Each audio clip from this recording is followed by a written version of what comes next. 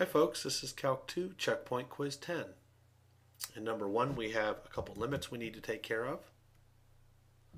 Part A, we're given the limit as x goes to 0 from the right of the sine of x times the natural log of x. So as x comes into 0 from the right, the sine of x is going to 0 and the natural log of x is going to negative infinity. So this gives us an indeterminate form, 0 times negative infinity. If the sine x goes to 0 faster than the natural log goes to negative infinity, the product will be 0. If the natural log goes to negative infinity faster than the sine gets to 0, the answer will be the negative infinity. If they go at some comparable rate, then the answer will be somewhere in between. Now the new power tool we have is L'Hopital's rule. But in order to use L'Hopital's rule, we need to look at the ratio of two functions. So I have two options. I can either send the natural log to the denominator or the sine to the denominator. I'm going to keep the natural log on top. When I send the sine to the denominator, it's going to be 1 over sine x. And 1 over sine x is most often known as cosecant x. So now I've written it in terms of a ratio. Now I have to check to see if it's if I can use L'Hopital's rule. So as x goes to 0 from the right, as we mentioned before, this is going to negative infinity. The cosecant is going to positive infinity. And so I have the indeterminate form plus or minus infinity over infinity, which means I can use L'Hopital's rule. So L'Hopital's rule says I can replace the limit of the ratio of two functions with the limit of the ratio of their derivatives. So the derivative of natural log x is 1 over x. The derivative of cosecant x is cosecant x cotangent x.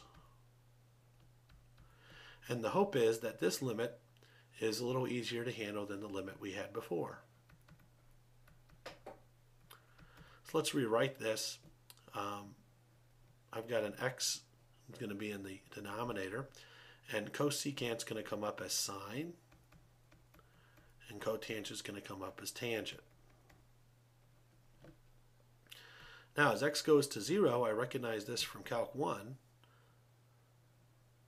Sine x over x is going to go to 1, and so we have a negative 1, and tangent is just going to go to 0. And so my limit works out to be negative 1 times 0, which is 0. And so that'll do it for part A. All right, in part B, I'm looking at the limit as x goes to 0 from the right of x to the natural log of 3 over natural log x. Now as x goes to 0 from the right, the base of the exponent is x, so that's going to 0. In the exponent here, we've got the natural log of x, which is going to negative infinity, but we've got the natural log of 3 on top, so this ratio is also going to 0. So we have a 0 to the 0 indeterminate form.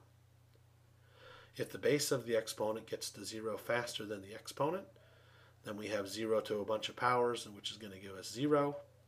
If the exponent goes to 0 faster than the base, then we have non-zero numbers to the 0 power, which gives us 1.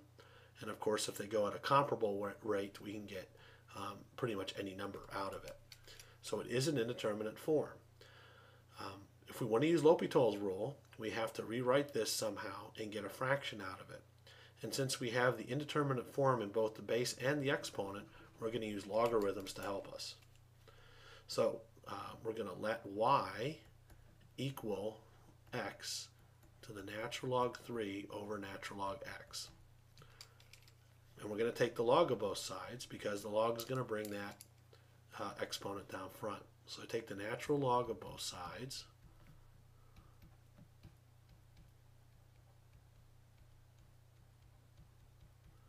Like that. And so using properties of logs, this exponent comes down front. And something interesting happens that we'll talk about later.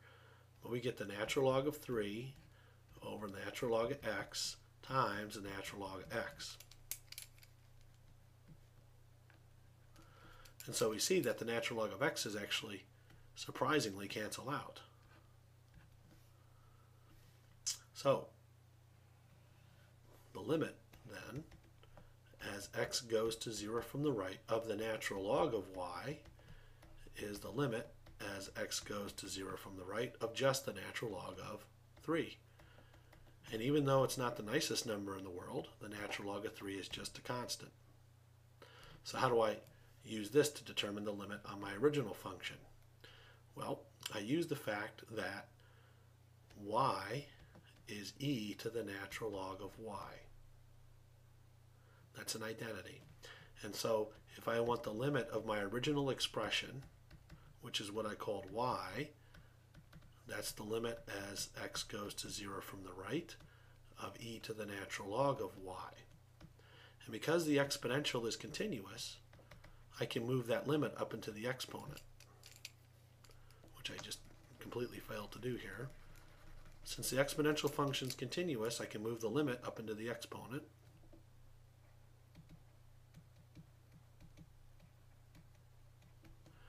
And I know what this limit is. That limit's natural log of 3, and that simplifies to 3. And so that's my final answer.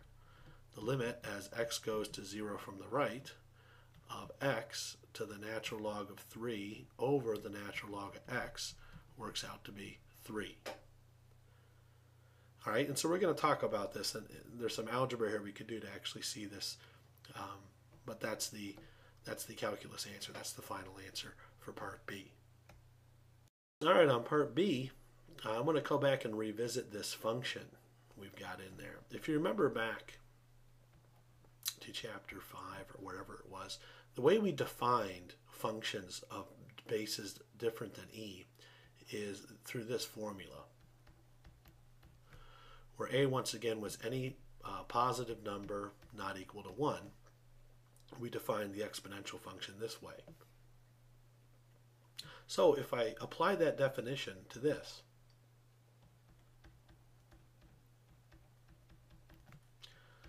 then the base here is x. So this would be e to the x, e to the, here's the exponent,